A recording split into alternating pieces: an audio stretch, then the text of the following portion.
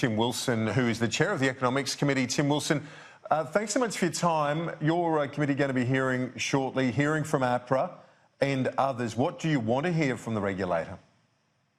What we want to hear from APRA is around, obviously, the implementation of the Royal Commission's recommendations and how they're going with that, but also around their internal culture, particularly as a result of the recent capability review that was led by Graham Samuel.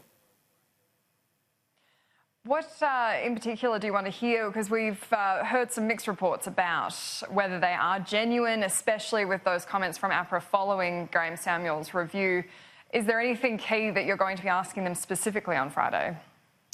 Well, on Friday we have two hearings. We have one with the Reserve Bank in the morning and APRA in the afternoon. And what we particularly want to hear from the APRA is whether they're going to follow through with the recommendations, particularly around the capability review. As you outlined, there's been some discussion since Graham Samuel completed his report about whether APRA intends to continue to go on with that. And I understand that these were ultimately comes down to internal culture and operations, ranging from where they should create new divisions to oversight superannuation, all the way through to how they're going to approach issues around deposit-taking institutions. So it will be wide-ranging because it will be the first chance, but it will also be an opportunity for them to outline very clearly what they plan to do around prudential regulation to increase confidence from the public, particularly after their recent experiences. So much of what's happening internationally, of course, out of our control, but the RBA has reflected in recent times, Governor Lowe, on infrastructure, and I guess that's something you'll be picking up with him on Friday when you meet? It will be, but I think some of us are or I'll speak for myself, pretty sceptical about the idea that the solution is simply to pump more money into the economy. We already have, it seems like he's throwing his hands up and saying he's exhausted the options of monetary policy, so now the solution is stimulus. In fact, through investment in infrastructure, if you actually look particularly at Melbourne, it's almost impossible to build more infrastructure in Melbourne at the moment. The same is also partly true in New South Wales. It seems to me that the infrastructure sector is basically now going to its own equivalent of the mining boom, where wages and equipment and labour is in short supply. And the real issues we're also going to have to confront is structural reform and what that means. Isn't that counter to the government's stance, really? We've heard Scott Morrison consistently say he's going to stimulate the economy with the income tax cuts which came through and the $100 billion in infrastructure. No, not at all. I mean, this is utterly consistent with what we're doing. We've already provided or delivered tax cuts, which is fiscal stimulus, and for infrastructure, we're already rolling that out. But if the expectation is that we're going to be able to do more of it and not create some challenges, in addition to what we've already committed, then I think we need to have a bigger look at the whole picture, and so structural reform needs to be part of that conversation as well. And from your perspective, what do you see as some of the avenues that should be pursued? Is it the workplace? Where else can the government make some reforms there?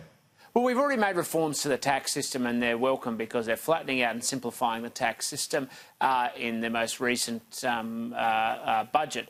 The question, I think, that we have to consider as a parliament is whether there's options to do that, more of that, to even out the tax system. I see Paul Keating was out there today saying the top marginal tax rate is still too high. Well, you know, let's... Broken clocks can be right twice a day, and I welcome those comments. But yes, industrial relations reform also needs to be part of that discussion. I know that the new Minister for Industrial Relations, Christian Porter, is looking at what can constructively be done. But, I mean, let's not be under any illusion. There is a need for industrial relations reform.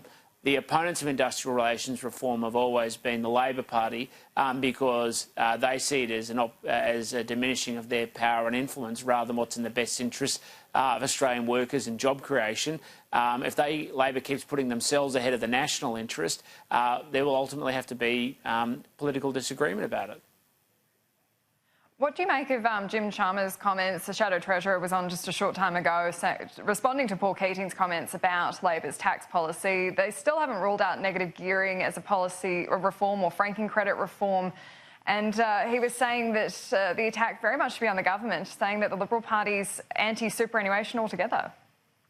Well, Jim Chalmers is delusional in his attack and his criticism, trying to deflect because he actually doesn't have serious answers on these questions. You know, they went to an election promising $387 billion worth of new taxes. Since the election, they've then said that our tax cuts are inadequate concurrently, while holding on to their policies to increase taxes by up to $387 billion. There is no hostility towards super in the coalition. We just want a simple conversation around the ongoing potential of the sector to make sure it's responsive and delivers exactly what it's intended to. Chalmers really needs to pull his head in and probably listen to some of the advice from people like Paul Keating, who actually seems to have a better understanding of the challenges the Australian economy faces than the Shadow Treasurer at the moment. When you look at the economic outlook, obviously there are a lot of uncertainty. They, described as headwinds or whatever else. But do you feel, are you reassured that the fundamentals are still there, even without some of that structural reform that we touched on earlier? Well, the fundamentals of the Australian economy are strong. We have high employment, which is critical. We have home ownership, healthy home ownership rates. We have people investing, but we know we've come out of an environment where people were terrified about a change of government. There needs to be an increase in investment to keep that growth going. The fundamentals are there, but we have fine-tuning and we can always do more. The biggest risk, you're right, we face at the moment is the international environment and international markets and political decisions that are made outside of our control, ranging from us being basically now a interest rate taker because of decisions made in the United States over the past decade, all the way through to the threats now of trade conflict and wars. And so we have to be very prudent and responsible. That's why maintaining the budget surplus is critical, while pursuing sensible economic reform and structural reform is also going to be critical to build that sense of confidence so people invest and we create jobs for Australians.